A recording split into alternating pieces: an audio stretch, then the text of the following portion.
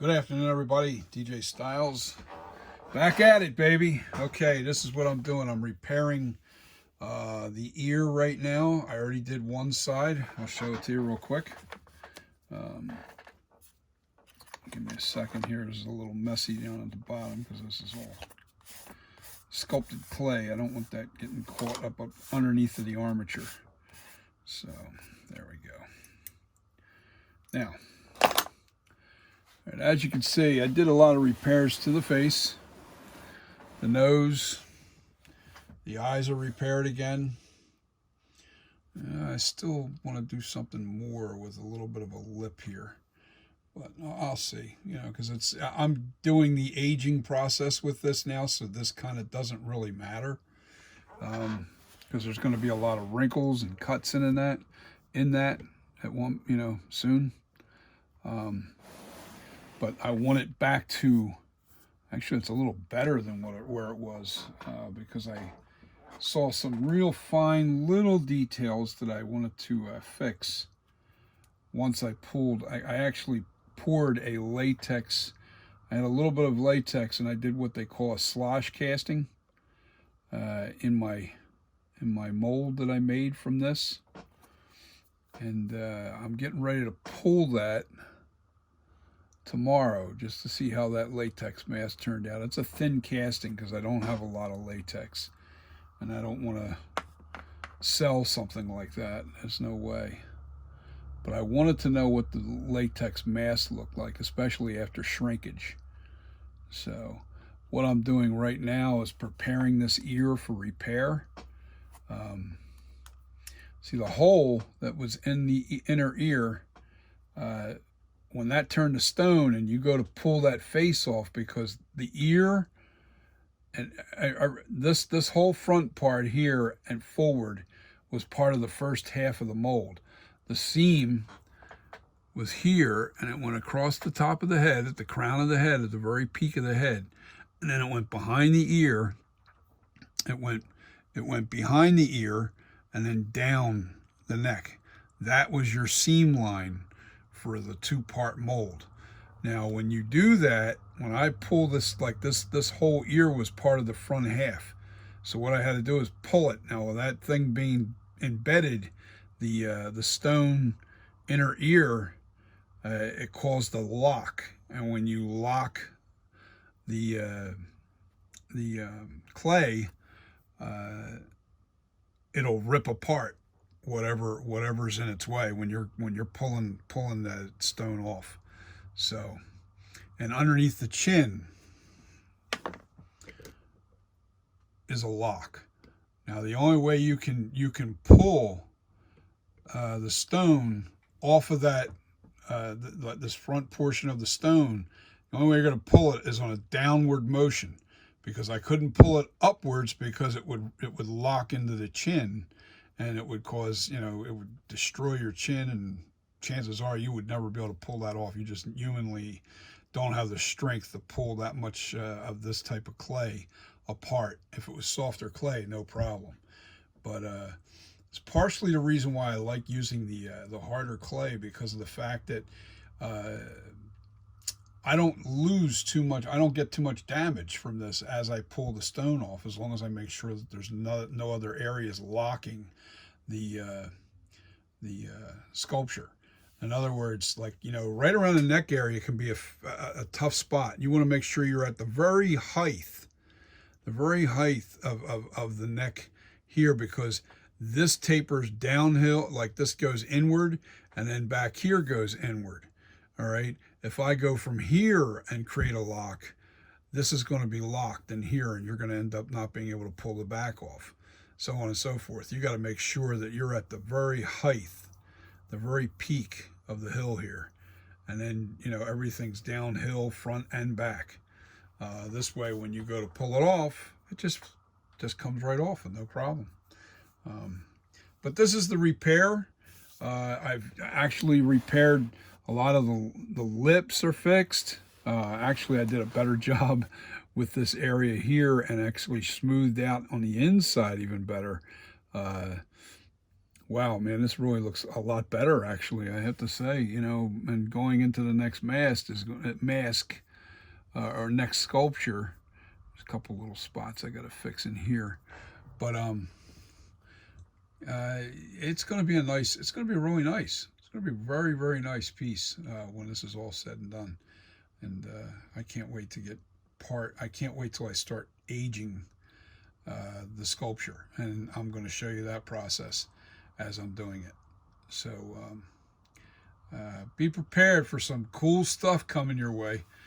This is oh, I want to show you the other ear that I repaired. See that? Look at that. Back to perfect. It actually looks a little better this time than it did the first.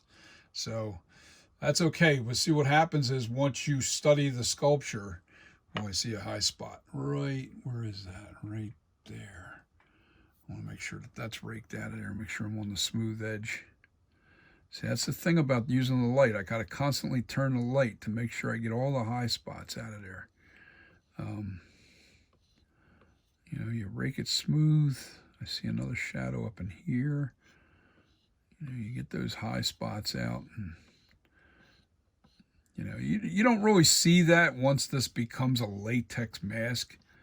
But I know it's there and I want it fixed. Maybe I'm being extra anal about it. I know some people would just the hell with it, and not me. I want to get this right. I want to make sure that this mask is banging, and you get your money's worth. You're really getting a piece of artwork here. If you really like Michael Myers, this is going to be a great mask for you.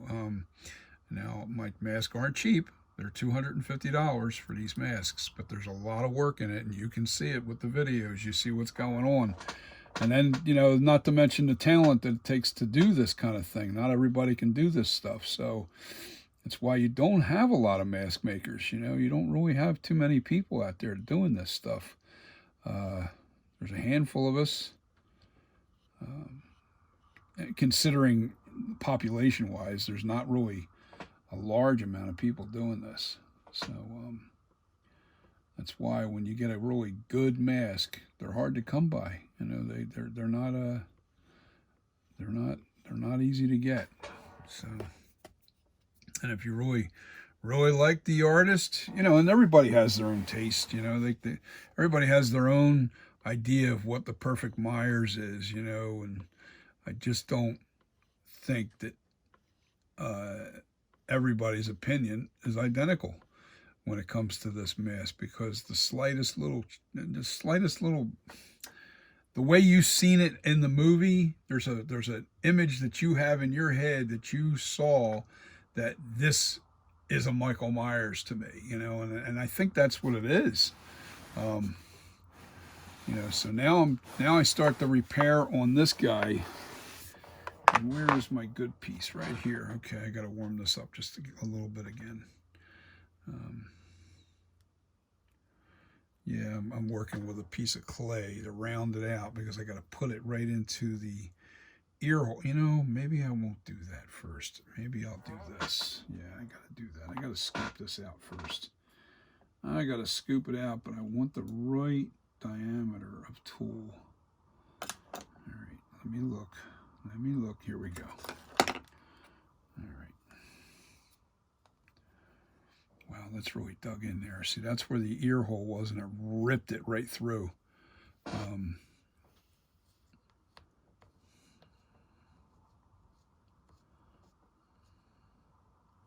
Which is no big deal, but I want to make sure that this is fairly smooth on the inside.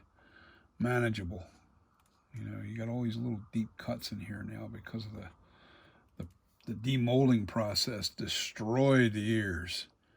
There is no way, I don't care what you do with all the undercuts that are in an ear, you will not escape destroying your ears when you demold your clay sculpture.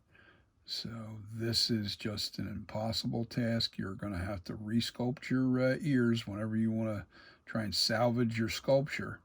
And most people aren't even lucky enough to do that, because most times, if you're not really careful about your undercuts, you'll destroy the whole sculpture in demolding, especially if you're using softer clay.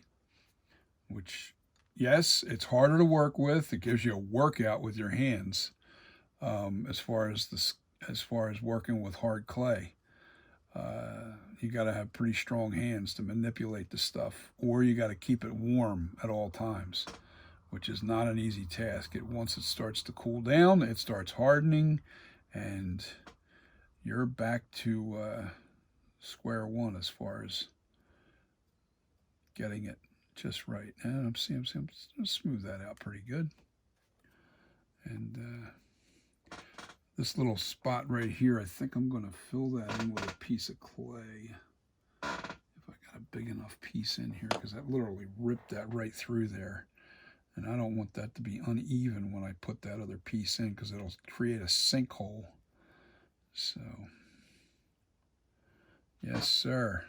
And I made a little ball of clay that I'm sticking right there. See that? See where I stuck the clay? Right where that little gap was when the whole of the ear, when that stone hardened, it ripped right through when I demolded. So what I'm going to do is I'm going to shape that now. Push it into that hole.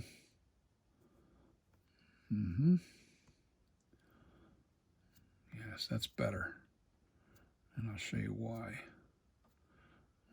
Boy, that's some dirty ass clay. There's some dirty stuff in there. So, yeah, I can reshape that hole with no problem.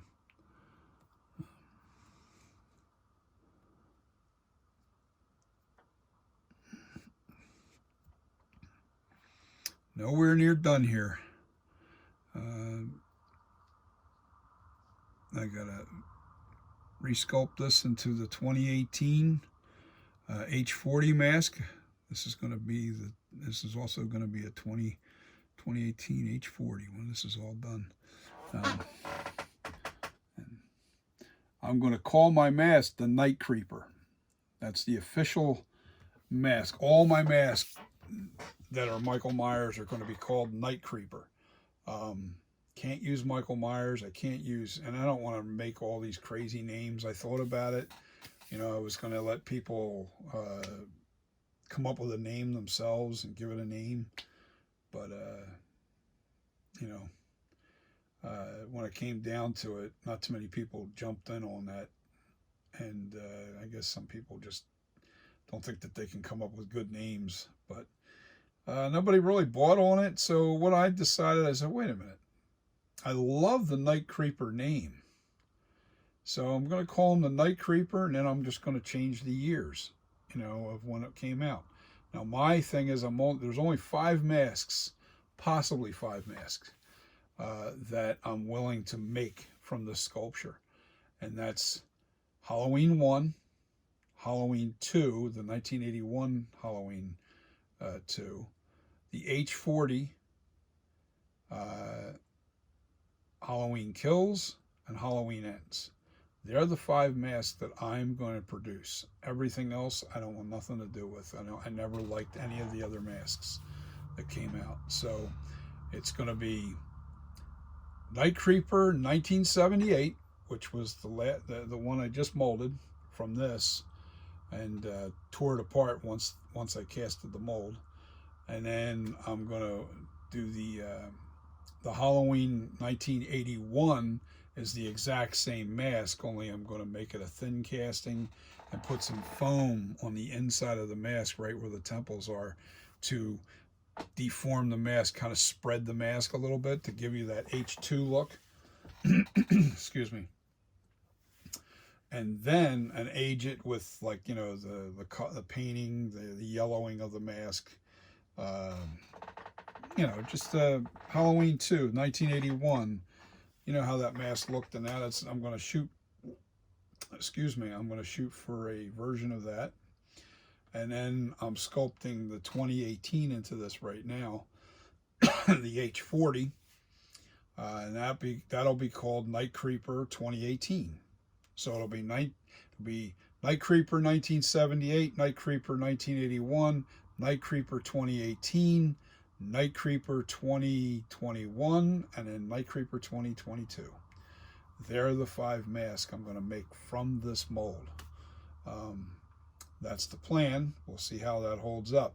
Hopefully I can pull this sculpt or pull this mold off the sculpt and not destroy the sculpture again. You know, and hopefully I can not destroy the sculpture when I pull this this H40 mask.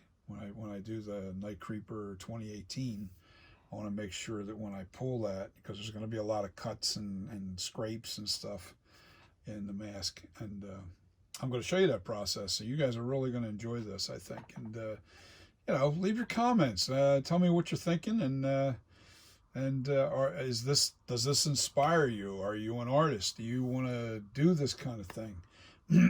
There's a lot of people out there, including my buddy Alan Hops, which I love watching him. He's so awesome. You know, there's just so many things that he does. You can catch him on Stilt Beat Studios. Look him up on, he does a lot of Facebook Lives. Or not Facebook Lives, I'm sorry. Let me say this again. YouTube Live. I don't want to go live. I don't know. I'm slower at sculpting, especially when it comes to high detail. He'll knock a mask out in a night, you know, sitting there for 3 hours. He'll completely sculpt out something really quick. And he's using a different type of clay. It's a soft clay, so you can manipulate it quicker. This stuff here, it's a process. This type of clay, you have to warm it in a crock pot. It's extremely hard. And you know, you have to apply it, and then you got to let it cool down a little bit so you can manipulate it. It has to be somewhat stiff so it holds its shape. I find it gets sticky. At one point it's actually sticky, and it wants to stick to your hands if it's too warm. Once it starts to cool down just enough, it's still soft and manipulating. You can manipulate it, but yet it won't stick to your hands. It's kind of weird. It's a very weird, weird clay. But once it really hardens up, then it becomes almost strictly tools. You have to work this material with tools. And like when you're working with little pieces, you put them in your hand, it warms up, and then it softens up really good. But like right here, I'm working with this piece right here. Now that hardened back up because I stopped messing with it, but I'm going to, look at that, that's hard as a rock. And you really got to squeeze it to deform it. But as I warm that up, it just gets softer and softer, you know, with my hands. And then I'm going to put that piece right in here now. And I'm going to do that while I'm on here with you, so you can kind of see what I'm doing to get the ear shape backward. And let me warm this up a little bit and stop talking so much. You know, sometimes just watching the video without whole conversation can be entertaining itself. But I don't know. Being a DJ, you hate dead air, you know? We hate dead air. We don't, you know, DJ between songs, and all of a sudden there's like 2 minutes of dead air between a song. It's like, oh my God, it's death. So, but anyway, I'm making this shape here. Let me see if that's wide enough. Not quite.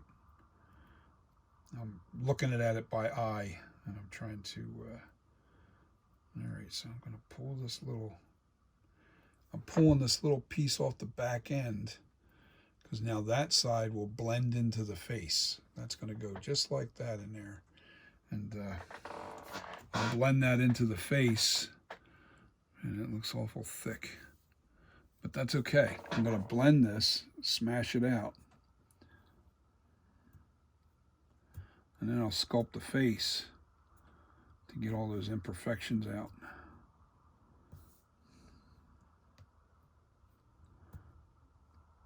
There's still a lot of area that hasn't been done yet.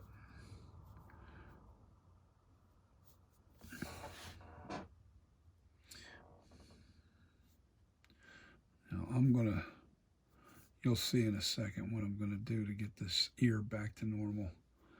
I want to tuck this up underneath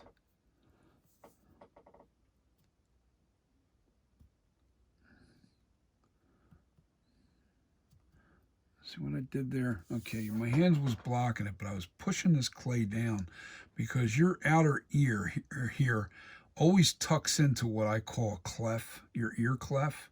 Clef? Yeah, I don't know if I'm saying it right, but that tucks in behind that, and then I'm going to create a little gap right here, and then round this out, and then cut this ear in a little bit better so it looks nicer. Shape it while it's still soft because my hands were all over this thing and it's really made it soft. I really made that pretty thick there. I'm going to have to carve that off with the tools. Yeah, see, that's that fast. Boy, that stuff hardened up pretty quick. So,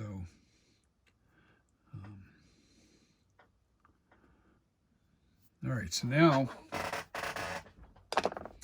I want my MTV. No, I want my, see, this is a flat edge, and I'm going to try and carve this out, get all these little, get this back down flush.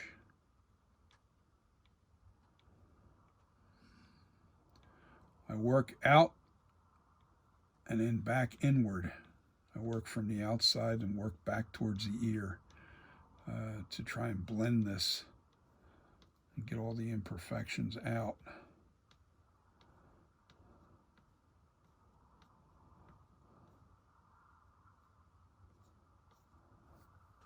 All right. Always remember to clean your tool as you're going, because see these little boogers, they come off the blade, and then all of a sudden you got them back on the mat. You don't want them back on the sculpture because it just creates a mess.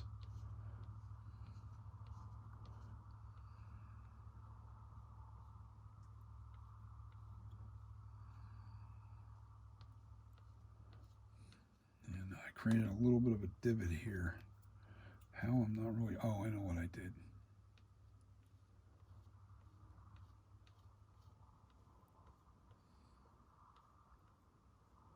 See, that little booger just came right off of there. We don't like them. Now I'm going to put this little, take advantage of this tool right here because it has that little, has a nice little sharp edge. I might have to get something a little bit more though.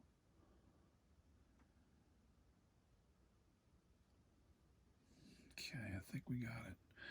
All right, so now I just got to round that out with my hands and pull this out of here and blend it in. It's all about the shapes, baby. Yes, sir. Now, you know, it's rough right now, but after I start smoothing this out and really doing some, now I was using another technique with the ears because honestly, I was taking the napkin, I was putting it on a brush like this here, this brush, and I was really rubbing it in and getting it really smooth, which I didn't do the very first time, which is kind of dumb, but you know, you just, sometimes you just don't, you're not thinking. So what I'm doing here, let me see, do we have enough shadow? Yeah, it looks pretty good on video.